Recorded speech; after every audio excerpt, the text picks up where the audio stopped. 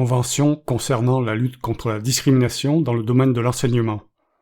Dit par Émile Berlerme en février 2022. Convention concernant la lutte contre la discrimination dans le domaine de l'enseignement. Paris, le 14 décembre 1960.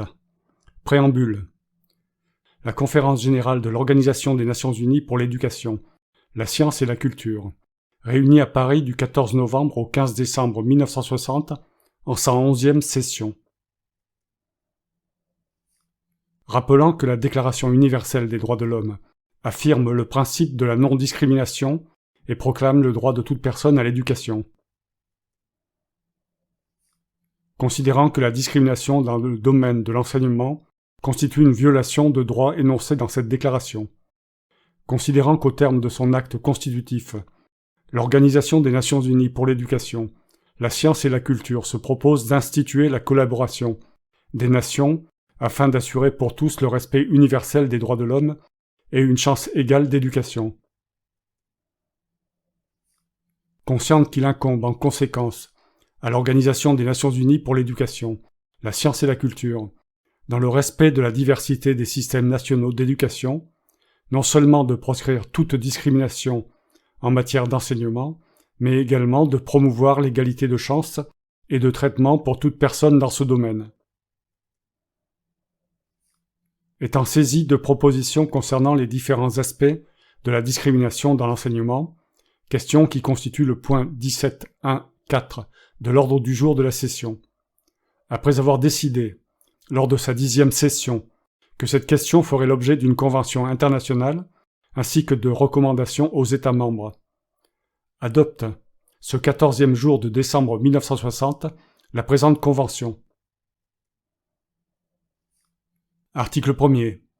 1. Aux fins de la présente convention, le terme « discrimination » comprend toute distinction, exclusion, limitation ou préférence qui, fondée sur la race, la couleur, le sexe, la langue, la religion, l'opinion politique ou toute autre opinion, l'origine nationale ou sociale, la condition économique ou la naissance, a pour objet ou pour effet de détruire ou d'altérer l'égalité de traitement en matière d'enseignement, et notamment petit a, d'écarter une personne ou un groupe de l'accès aux divers types ou degrés d'enseignement. Petit b, de limiter à un niveau inférieur l'éducation d'une personne ou d'un groupe. Petit c, sous réserve de ce qui est dit à l'article 2 de la présente convention, d'instituer ou de maintenir des systèmes ou des établissements d'enseignement séparés pour des personnes ou des groupes, ou, petit d, de placer une personne ou un groupe dans une situation incompatible avec la dignité de l'homme. 2. Aux fins de la présente convention, le mot « enseignement » vise les divers types et les différents degrés de l'enseignement et recouvre l'accès à l'enseignement, son niveau et sa qualité, de même que les conditions dans lesquelles il est dispensé. Article 2. Lorsqu'elles sont admises par l'État, les situations suivantes ne sont pas considérées comme constituant des discriminations au sens de l'article 1er de la présente convention. Petit a. La création ou le maintien de systèmes ou d'établissements d'enseignement séparés pour les élèves des deux sexes lorsque ces systèmes ou établissements présentent des facilités d'accès à l'enseignement équivalentes, disposent d'un personnel enseignant possédant des qualifications de même ordre, ainsi que de locaux scolaires et d'un équipement de même qualité, et permettent de suivre les mêmes programmes d'études ou des programmes d'études équivalents. Petit b. La création ou le maintien, pour des motifs d'ordre religieux ou linguistique, de systèmes ou d'établissements séparés dispensant un enseignement qui correspond au choix des parents ou tuteurs légaux des élèves, si l'adhésion à ces systèmes ou la fréquentation de ces établissements demeure facultative et si l'enseignement dispensé est conforme aux normes qui peuvent avoir été prescrites ou approuvées par les autorités compétentes, en particulier pour l'enseignement du même degré. Petit c. La création ou le maintien d'établissements d'enseignement privé, si ces établissements ont pour objet non d'assurer l'exclusion d'un groupe quelconque, mais d'ajouter aux possibilités d'enseignement qu'offrent les pouvoirs publics si leur fonctionnement répond à cet objet et si l'enseignement dispensé est conforme aux normes qui peuvent avoir été prescrites ou approuvées par les autorités compétentes, en particulier pour l'enseignement du même degré. Article 3. Aux fins d'éliminer et de prévenir toute discrimination au sens de la présente Convention, les États qui y sont partis s'engagent à a. Abroger toute disposition législative et administrative et à faire cesser toute pratique administrative qui comporterait une discrimination dans le domaine de l'enseignement.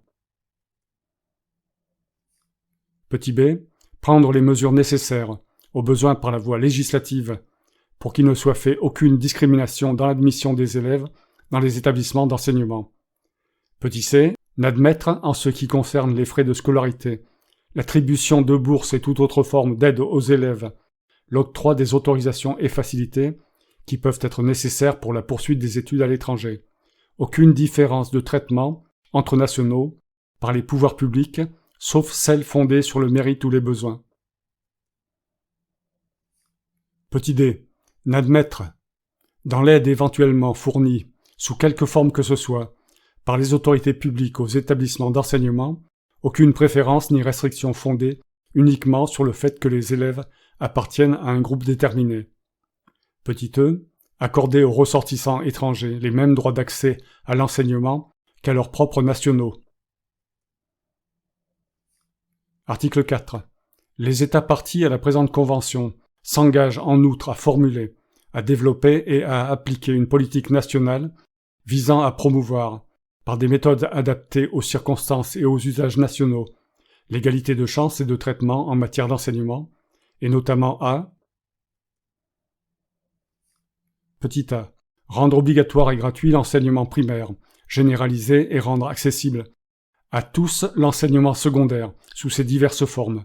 Rendre accessible à tous, en pleine égalité, en fonction des capacités de chacun, l'enseignement supérieur, assurer l'exécution par tous de l'obligation scolaire prescrite par la loi. B. Assurer dans tous les établissements publics de même degré un enseignement de même niveau et des conditions équivalentes en ce qui concerne la qualité de l'enseignement dispensé. C. Encourager et intensifier par des méthodes appropriées l'éducation des personnes qui n'ont pas reçu d'instruction primaire ou qui ne l'ont pas reçue jusqu'à son terme, et leur permettre de poursuivre leurs études en fonction de leurs aptitudes. D. Assurer sans discrimination la préparation à la profession enseignante. Article 5. 1. Les États partis à la présente Convention conviennent a. Que l'éducation doit viser au plein épanouissement de la personnalité humaine et au renforcement du respect des droits de l'homme et des libertés fondamentales, et qu'elle doit favoriser la compréhension, la tolérance et l'amitié entre toutes les nations et tous les groupes raciaux ou religieux, ainsi que le développement des activités des Nations Unies pour le maintien de la paix. B. Qu'il importe de respecter la liberté des parents et, le cas échéant, des tuteurs légaux. Premièrement, de choisir pour leurs enfants des établissements autres que ceux des pouvoirs publics, mais conformes aux normes minimum qui peuvent être prescrites ou approuvées par les autorités compétentes. Et deuxièmement, de faire assurer, selon les modalités d'application propres à la législation de chaque État, l'éducation religieuse et morale des enfants conformément à leurs propres convictions, qu'en outre, aucune personne ni aucun groupe ne devrait être contraint de recevoir une instruction religieuse incompatible avec leurs convictions. C. Qu'il importe de reconnaître aux membres des minorités nationales le droit d'exercer des activités éducatives qui leur soient propres, y compris la gestion d'écoles et, selon la politique de chaque État en matière d'éducation, l'emploi ou l'enseignement de leur propre langue, à condition toutefois 1i.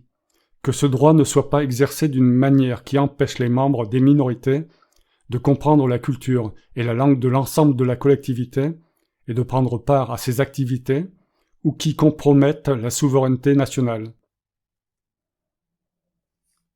2i. Que le niveau de l'enseignement dans ces écoles ne soit pas inférieur au niveau général prescrit ou approuvé par les autorités compétentes, et 3i. Que la fréquentation de ces écoles soit facultative. 2. Les États partis à la présente Convention s'engagent à prendre toutes les mesures nécessaires pour assurer l'application des principes énoncés au paragraphe 1 du présent article. Article 6. Dans l'application de la présente Convention, les États qui y sont partis s'engagent à accorder la plus grande attention aux recommandations que la Conférence générale de l'Organisation des Nations unies pour l'éducation, la science et la culture pourra adopter en vue de définir les mesures à prendre pour lutter contre les divers aspects de la discrimination dans l'enseignement et assurer l'égalité de chance et de traitement.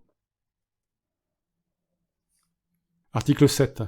Les États partis à la présente Convention devront indiquer dans des rapports périodiques qu'ils présenteront à la Conférence générale de l'Organisation des Nations unies pour l'éducation, la science et la culture, aux dates et sous la forme qu'elle déterminera, les dispositions législatives et réglementaires et les autres mesures qu'ils auront adoptées pour l'application de la présente Convention, y compris celles prises pour formuler et développer la politique nationale définie à l'article 4, ainsi que les résultats obtenus et les obstacles rencontrés dans sa mise en œuvre. Article 8. Tout différend entre deux ou plusieurs États partis à la présente Convention, touchant l'interprétation ou l'application de la présente Convention, qui n'aura pas été réglé par voie de négociation, sera porté, à la requête des parties au différend, devant la Cour internationale de justice pour qu'elle statue à son sujet, à défaut d'autres procédures de solution du différend. Article 9. Il ne sera admis aucune réserve à la présente Convention. Article 10. La présente Convention n'a pas pour effet de porter atteinte aux droits dont peuvent jouir des individus ou des groupes en vertu d'accords conclus entre deux ou plusieurs États, à condition que ces droits ne soient contraires ni à la lettre ni à l'esprit de la présente Convention. Article 11. La présente Convention est établie en anglais, en espagnol, en français et en russe, les 4 textes faisant également foi. Article 12. 1. La présente Convention sera soumise à la ratification ou à l'acceptation des États membres de l'Organisation des Nations unies pour l'éducation, la science et la culture, conformément à leurs procédures constitutionnelles respectives. 2. Les instruments de ratification ou d'acceptation seront déposés auprès du directeur général de l'Organisation des Nations unies pour l'éducation, la science et la culture. Article 13. 1. La présente Convention est ouverte à l'adhésion de tout État non membre de l'Organisation des Nations unies pour l'éducation, la science et la culture, invité à y adhérer par le Conseil exécutif de l'organisation. 2. L'adhésion se fera par le dépôt d'un instrument d'adhésion auprès du directeur général de l'Organisation des Nations unies pour l'éducation, la science et la culture. Article 14. La présente Convention entrera en vigueur 3 mois après la date du dépôt du 3e instrument de ratification, d'acceptation ou d'adhésion, mais uniquement à l'égard des États qui auront déposé leurs instruments respectifs de ratification, d'acceptation ou d'adhésion à cette date ou antérieurement. Elle entrera en vigueur pour chaque autre État 3 mois après le dépôt de son instrument de ratification, d'acceptation ou d'adhésion. Article 15. Les États partis à la présente Convention reconnaissent que celle-ci est applicable non seulement à leur territoire métropolitain, mais aussi à tous les territoires non autonomes, sous tutelle, coloniaux et autres, dont ils assurent les relations internationales. Ils s'engagent à consulter, si nécessaire, les gouvernements ou autres autorités compétentes des dits territoires, au moment de la ratification, de l'acceptation ou de l'adhésion, ou auparavant, en vue d'obtenir l'application de la Convention à ces territoires, ainsi qu'à notifier au directeur général de l'Organisation des Nations unies pour l'éducation, la science et la culture, les territoires auxquels la Convention s'appliquera, cette notification devant prendre effet 3 mois après la date de sa réception. Article 16. 1. Chacun des États partis à la présente Convention aura la faculté de dénoncer la présente Convention, en son nom propre ou au nom de tout territoire dont il assure les relations internationales. 2. La dénonciation sera notifiée par un instrument écrit déposé auprès du directeur général de l'Organisation des Nations unies pour l'éducation, la science et la culture. 3. La dénonciation prendra effet 12 mois après réception de l'instrument de dénonciation. Article 17. Le directeur général de l'Organisation des Nations Unies pour l'éducation, la science et la culture informera les États membres de l'organisation, les États non membres visés à l'article 13, ainsi que l'Organisation des Nations Unies, du dépôt de tous les instruments de ratification, d'acceptation ou d'adhésion, mentionnés aux articles 12 et 13, de même que des notifications et dénonciations, respectivement prévues aux articles 15 et 16. Article 18. 1. La présente convention pourra être révisée par la Conférence générale de l'Organisation des Nations Unies pour l'éducation, la science et la culture. La révision ne liera cependant que les États qui deviendront parties à la Convention portant révision. 2. Au cas où la Conférence générale adopterait une nouvelle convention, portant révision totale ou partielle de la présente convention, et à moins que la nouvelle convention n'en dispose autrement, la présente convention cesserait d'être ouverte à la ratification, à l'acceptation ou à l'adhésion, à partir de la date d'entrée en vigueur de la nouvelle convention portant révision. Article 19. Conformément à l'article 102 de la Charte des Nations Unies, la présente convention sera enregistrée au secrétariat des Nations Unies à la requête du directeur général de l'Organisation des Nations Unies pour l'éducation, la science et la culture.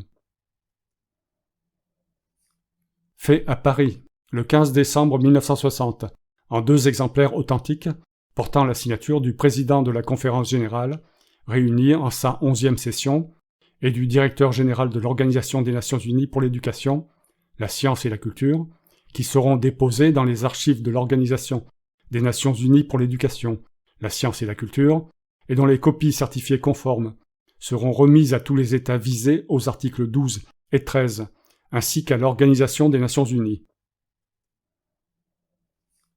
En foi de quoi ont apposé leur signature, ce 15e jour de décembre 1960, le président de la Conférence générale, le directeur général. Fin, dit par Émile Berlerme.